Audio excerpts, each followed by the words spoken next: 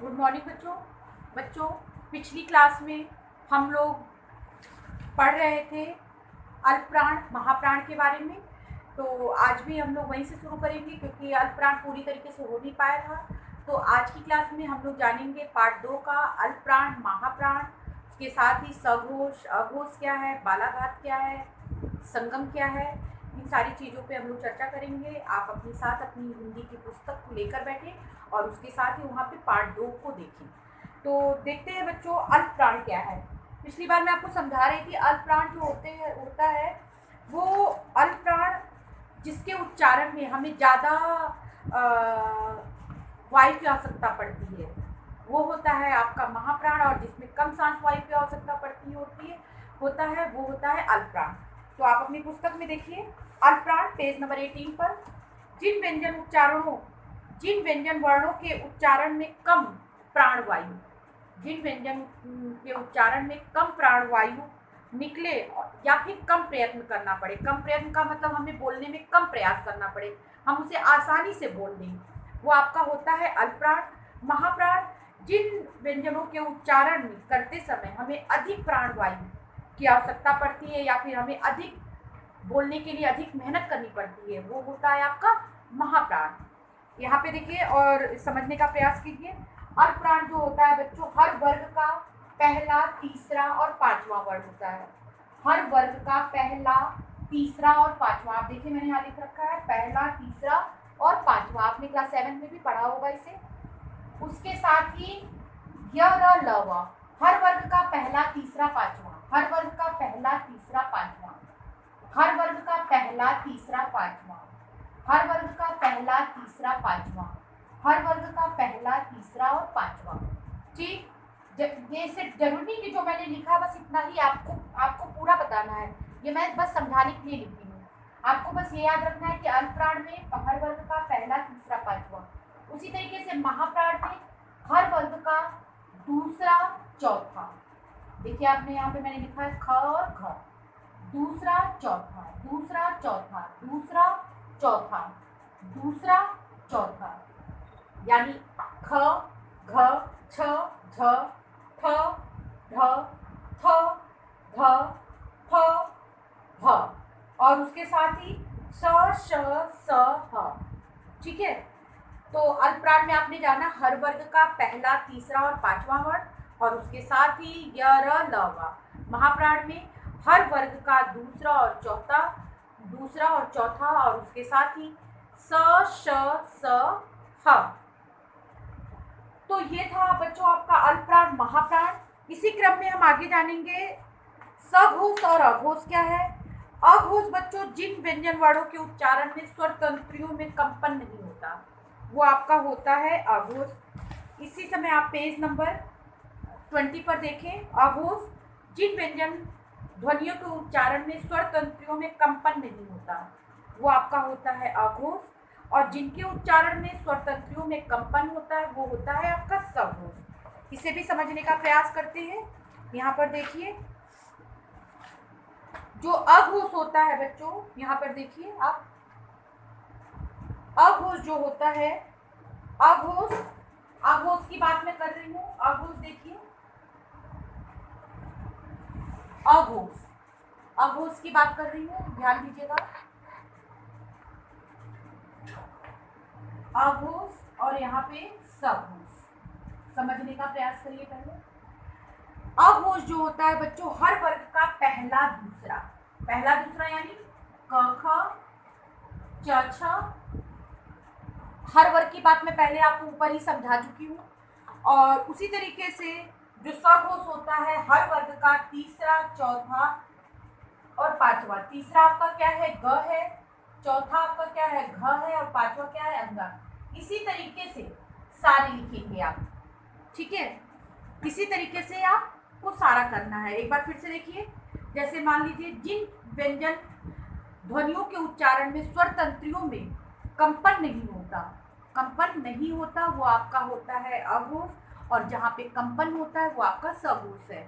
आप देखिए यहाँ पे जो है दिए गए क, ख, च, छ, ट, ठ, सारी चीजें दी गई है। मैं वही चीज यहाँ पे समझाने का प्रयास की। हर वर्ग का पहला, दूसरा अघोष, हर तीसरा, चौथा और पांचवा। ठीक है, अब आगे बढ़ते हैं, देखते हैं। आप अपनी पुस्तक में पेज नंबर 20 पर ही देखिए बच्चों, पेज नंबर 20 पर। तो आपने जाना अघोष जो है बच्चों आपका, आप देखिए यहाँ पे हर वर्ग का पहला, दूसरा, और सघोष हर वर्ग का तीसरा, चौथा और पांचवा। अघोष जो होता है इसके उच्चारण में स्वर तंत्रियों में कंपन होता है, और जो सघोष होता है, सॉरी, अघोष जो होता है इनके उच्चारण में स्वर तंत्रियों में कंपन नहीं होता है, और जो सघोष होता है यहाँ पे कंपन होता है। आपको बस इतना याद रखना है, जब आप सघोष की बात करेंगे तो यहाँ पे आप याद रखेंगे कंपन होता है, कंपन होता है, और जब आप सघोष की बात करेंगे तो यहाँ पे कंपन नहीं होता है।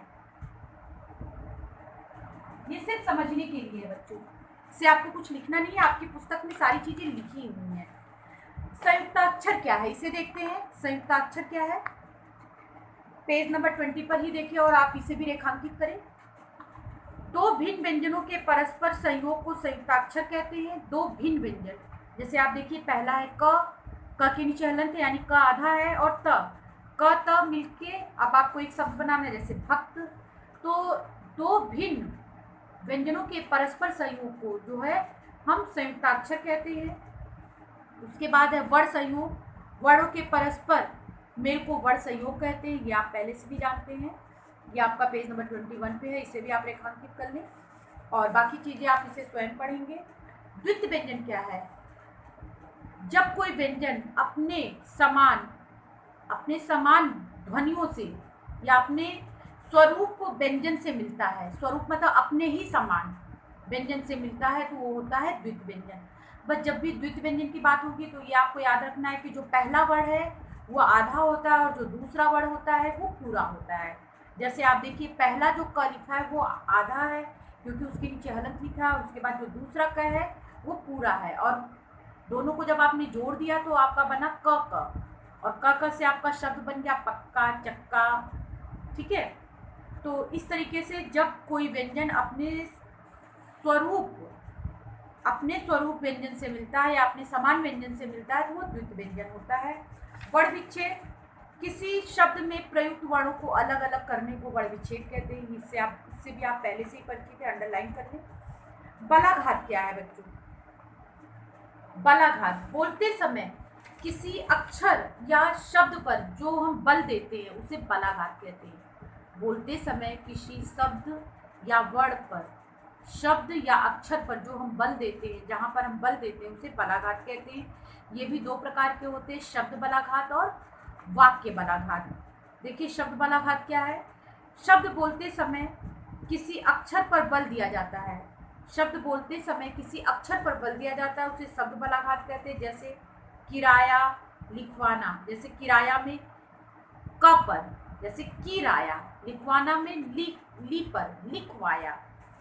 तो लिखवाना में वा पर, लिखवाना, तो यहाँ पे वा पर बल दिया गया। आप देखिए लिखवाना, उसी तरीके से किराया, तो यहाँ पे किराया में क पर बल दिया गया है और लिखवाना में वा पर बल दिया गया है। तो ये आपका था शब्द बलाघात। वाक्य बलाघात, जब वाक्य में किसी विशेष शब्द के उच्चारण पर जोर दिया जाता है तो उसे वाक्य बलाघात कहते हैं। जैसे उसने राम को घोड़ा दिया, यदि इसको सामान्य रूप से पढ़े तो वाक्य अत्यंत मतलब साधारण सा है। अगर इसे ऐसे आराम से पढ़िए, उसने राम को घोड़ा दिया, तो यहाँ पे आप देखेंगे आपको वाक्य साधारण सा जान पड़ेगा। परंतु जब निम्नलिखित वाक्यों में जो है, अब आप इसी वाक्यों को थोड़ा अलग तरीके से पढ़िए। जैसे उसने राम को घोड़ा दिया, उसने, तो यहाँ पे उसने पर बल दिया गया। उसने राम को घोड़ा दिया, उसने राम को घोड़ा दिया। तो आप देखिए कि जिस तरीके से हम वाक्यों का उच्चारण कर रहे हैं और हम जब हम उच्चारण कर रहे हैं वहाँ पर अलग अलग तरीके से बल देने से वाक्यों में अलग अलग अंतर आ रहा है। जैसे आप देखिए उसने राम को, किसने घोड़ा दिया, उसने दिया, किसी अन्य ने नहीं। उसने राम को घोड़ा दिया, राम को दिया, किसने दिया, किसने दिया? राम को दिया, किसी दूसरे को नहीं। सिर्फ उसने राम को ही घोड़ा दिया, किसी दूसरे को नहीं। आप देखिए यहाँ पे अर्थ पूरी तरीके से बदल जा रहा है। उसने राम को घोड़ा दिया, तो या इसका मतलब घोड़ा ही दिया, कुछ और नहीं दिया। तो आप देखिए वाक्य तो वही है, वाक्य हमारा साधारण है, पर इसके अर्थ में परिवर्तन होता जा रहा है। तो ये था आपका बच्चों बलाघात। संगम क्या होता है? संगम का मतलब भी बच्चों आप एज ए विराम समझ सकते हैं। उच्चारण करते समय जो है विभिन्न, जब भी हम किसी शब्द वाक्यों का उच्चारण करते हैं तो वहाँ पे उसकी कुछ सीमाएं होती हैं। कहीं कहीं पे हम रुकते हैं, कहीं पे उसे खींच के बोलते हैं, उसे ही हम संगम कहते हैं। संगम का मतलब होता है हल्का सा विराम या रुकना, और इसी को हम विराम या संगम भी कहते हैं। शब्दों के बीच में हल्का सा विराम लाना, शब्दों के बीच में हल्का सा विराम लाना, इसी को हम विराम या संगम कहते हैं।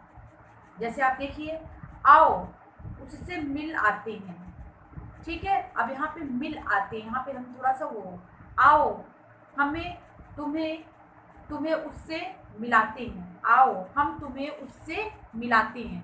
तो यहाँ पे देखिए उदाहरणों पर ध्यान दीजिए और इन दोनों के वाक्यों का अंतर समझिए। अरे अब तो बाहर निकल आ, ठीक है, ये आपका वाक्य है।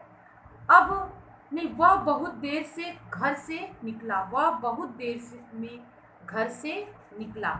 या फिर चारों ओर घास उग आई है, चारों ओर घास उग आई है। या फिर मैंने चारों ओर घास उगाई है। तो आप जब वाक्यों को पढ़ेंगे गहनता से तो आपको इसका अर्थ समझ में और अच्छी से आएगा और आपको पता चलेगा कि कहाँ पे परिवर्तन हो रहा है। उसके साथ ही बच्चों है अशुद्धि शोधन। ध्वनि क्या है ये तो मैं बताई हूँ, जब वर्ण विचार पढ़ा रहे थे, शुरू किए थे, तभी मैंने बताया था ध्वनि क्या है और वर्ण क्या है। वर्ण क्या है? वर्णों को हम जिस प्रकार बोलते हैं उसी को हम उच्चारण करते हैं, उसी को हम उच्चारण भी कहते हैं। जिस तरीके से हम जिस चीज़ों की ध्वनि निकालते हैं वही तो हमारा उच्चारण है, और जहाँ से निकालते हैं वो उच्चारण स्थान होता है। उसके बाद देखिए बच्चों स्वर संबंधी अशुद्धियाँ, शुद्ध अशुद्ध शब्द दिए गए हैं। ये आपका पेज नंबर 24, 25, 26, 27, इसे आप पूरा रीड करेंगे स्वयं 28 तक। कहने का तात्पर्य है पेज नंबर 23, 24, 25, 26, 27, 28, यहाँ पे आपके शुद्ध अशुद्ध शब्द है। इसे आप स्वयं पढ़ेंगे तो आपको ज़्यादा बेहतर समझ में आएगा कि अशुद्ध शब्द कैसे है और ये इसका शुद्ध उच्चारण क्या है। तो इसे आप खुद बच्चों रीड करिएगा। उसके साथ ही आओ दोहराए दिया गया, इसे आप पूरा पढ़ेंगे। इसके साथ ही इस पाठ के अभ्यास प्रश्न है, हिंदी के मूल स्वर कितने हैं? 4 है, आपको पहले बताया जा चुका है। अ, ई, उ, री। उस व्यंजनों की संख्या श, स, स, ह 4 है। संगम किसे कहते हैं? ये आपका पेज नंबर 23 पर दिया गया है। पेज नंबर 23 पर देखिए संगम दिया गया है। उच्चारण करते समय यह ध्यान रखना होता है कि पदों या शब्दों की क्या सीमाएं हैं। मतलब आपको बस ये बताना है कि पदों या शब्दों की क्या सीमाएं हैं, इसी को संगम कहते हैं। पदों या शब्दों की क्या सीमाएं, अंडरलाइन कर लीजिए, पदों या शब्दों की क्या सीमाएं हैं, इसे ही संगम कहते हैं। इसके बाद है वर्ण की परिभाषा, ये आपका पेज नंबर 14 पर दिया गया है। र के प्रयोग से विभिन्न रूप लिखिए, ये आपका पेज नंबर 21 पर है, इसे भी आप रटेंगे। और वर्ण की परिभाषा ये आपका पेज नंबर 14 पर है। वर्ण की परिभाषा आप देखिए, जहाँ पे आपका ये पाठ का शुरुआत था। वर्णों के क्रम, वर्ण की परिभाषा, वह छोटी से छोटी ध्वनि जिसके टुकड़े नहीं किए जा सकते, ये आपका पेज नंबर 14 पे है। और र का प्रयोग पेज नंबर 21 पर। अल्पप्राण महाप्राण, ये पेज नंबर 18 पर है। उसके साथ ही सघोष और अघोष, ये आपका पेज नंबर 20 पर है। तो ये सारी चीज़ें मैं जब एक्सप्लेन कर रही थी, सारी चीज़ें मैंने समझा रखा है और यहाँ पे आपको पेज नंबर बता दिया, आप वहाँ से जाकर उसे पढ़ लेंगे। उसके बाद है बच्चों वर्ण वर्गों के उच्चारण स्थान। तो देखिए उ, प, फ ये ओष्ठ है, त, ल और थ ये दंत है, च, छ, ई ये तालव्य है, अ, न, म ये नासिक्य है। म महाप्राण व्यंजन है, गलत। सभी स्वर सघोष वर्ण है, सही। विसर्ग का उच्चारण ह के समान होता है, सही। श के साथ री की मात्रा जुड़ने पर री बनता है, ये भी सही। इसके बाद वर्णों को अलग अलग करना, ये आपको पढ़ाया जा चुका है, इसे आप स्वयं करने का प्रयास कीजिएगा। जब इसको करते समय बस ये चीज़ ध्यान दीजिएगा बच्चों कि स्वरों के नीचे हम हलंत नहीं लगाते, पर जब भी तोड़ेंगे व्यंजनों के नीचे हलंत जरूर लगाएंगे। फिर है शब्दों को जोड़कर लिखना, ये भी आप आसानी से कर सकते हैं। जैसे आपका पहला है, ये आपका होगा आक्रमण, दूसरा ऋणग्रस्त, उन्माद, त्रिकोण, विश्राम। उसके बाद है शुद्ध अशुद्ध दिया गया है, इसका हमें शुद्ध रूप लिखना है, तो ये भी आपके पुस्तक के अंतर्गत दिया गया है शुद्ध अशुद्ध, तो इसे भी आप वहाँ से देखकर करेंगे, नहीं तो मैं इसके साथ इस वीडियो के साथ आपको PDF भी दूँगी। नीचे लिखे शब्दों के शुद्ध और अशुद्ध रूप, तो ये देखिए पहले बच्चों जो 8वां एक्सरसाइज है, क्षेत्रीय बोली के प्रभाव से उत्पन्न अशुद्धियों को शुद्ध करना। जैसे पुत्र का पुत्र, बैल का बैल, सुंदर का सुंदर, होशियार का होशियार, देखा का देखा, अच्छा का अच्छा, घोड़ा का घोड़ा, माटी का मिट्टी, साफ का साफ। तो ये देखिए बच्चों, ये जैसे कि ये सारे शुद्ध शब्द हैं जो मैंने आपको बताया, पर क्षेत्रीय बोली के प्रभाव से इसे कहीं कहीं ऐसे ही बोला जाता है।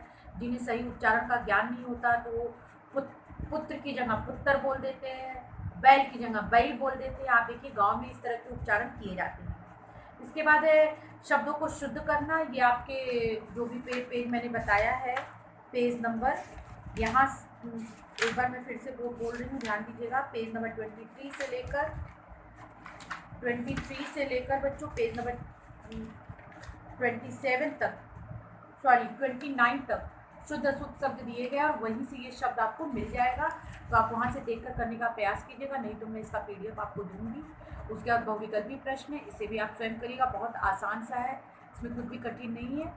और उसके साथ ही मैं इसलिए अभी इस दो को नहीं कराई हूँ कि आप इसे स्वयं करने का प्रयास करें। इस वीडियो के साथ ही मैं PDF भी दूंगी, जिसे देखकर आप अपनी पुस्तक में इसे पूरा करेंगे।